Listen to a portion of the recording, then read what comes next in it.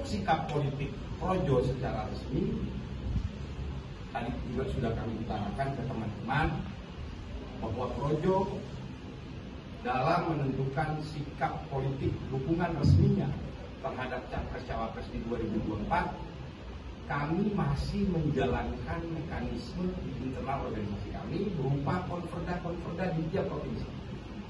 Yang akan kami akhiri konferda itu nanti di 14 Oktober. Konferda terakhir itu di Jawa Tengah. Insya Allah kita laksanakan di Solo. Ya, baru habis itu puncaknya kita akan adakan nanti Rakernas. Insya Allah di Senayan, di Jakarta, GBK. Ini secara teknis lagi kami godok, kami siapkan, ya, supaya ini semua bisa terlaksana.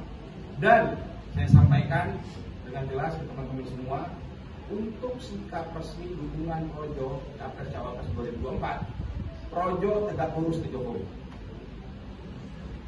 Tegak lurus ke Jokowi. Jadi apa yang menjadi arahan Pak Jokowi selaku Ketua Dewan Pembina, itulah yang akan kami eksekusi.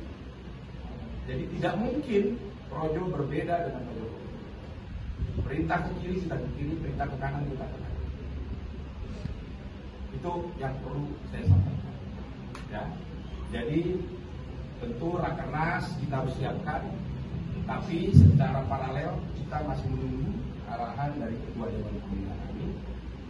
Lalu kalau ada pertanyaan, buat apa nunggu arahan Pak Jokowi? Tapi kok konferda dijalankan? Karena ini juga penting menurut kami Projo dan menurut Ketua Dewan Pembina kami untuk menjaring aspirasi suara-suara teman-teman di daerah. Karena konferda ini, ya, yang kita laksanakan ini selain menjaring aspirasi teman-teman daerah, suara teman-teman daerah, juga bertujuan untuk mengkonsolidasi infrastruktur organisasi Projo di daerah, memanaskan mesin organisasi seperti yang disampaikan Pak Jokowi dalam pidatonya di acara relawan beberapa hari yang lalu. Kita sudah mulai panaskan mesin ini supaya kita semua bersiap menyongsong menang lagi di pemilu 2024. Amin. Itu. Nah, kedatangan kami hari ini ke sini juga tidak lain juga tadi sudah disinggung, sekali lagi kita mengundang secara resmi, secara lisan dulu, ya. Kami berharap rumah besar relawan Prabowo 08 ini nanti bisa hadir di acara Rakernas Projo, ya. Teman-teman semua,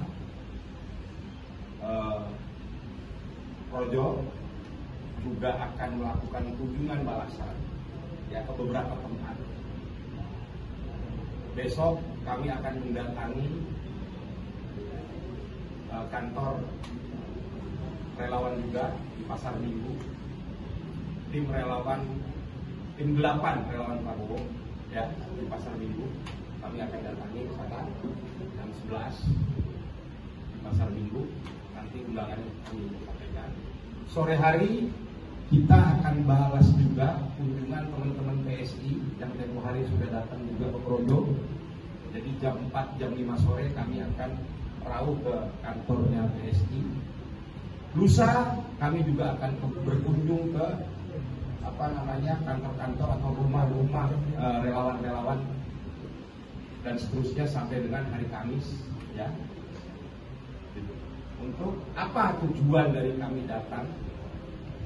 Tujuan dari kami datang ini yang pertama, yang paling penting dan paling utama adalah melakukan dan mengeksekusi arahan Pak Jokowi. Mesin harus dipanaskan. Tapi masalah masuk gigi 1, gigi 2, tunggu komando beliau. Jadi mesin harus dipanaskan, bersiap. Gitu. Ya, kita melihat ada beberapa nama yang potensial. Ada Pak Erlangga Hartarto, ada Pak Gibran, dan ada Pak Erick Thohir. Ya, yang saya lihat cukup berpotensi. Tinggal nanti kan itu urusannya para koalisi lah, ya, para koalisi yang memutuskan. Cuma ini kan obrolan di kelompok non partai politik ceritanya nih. Kita melihatnya seperti itu. Nah, kalau yang rakyat merdeka ini apa?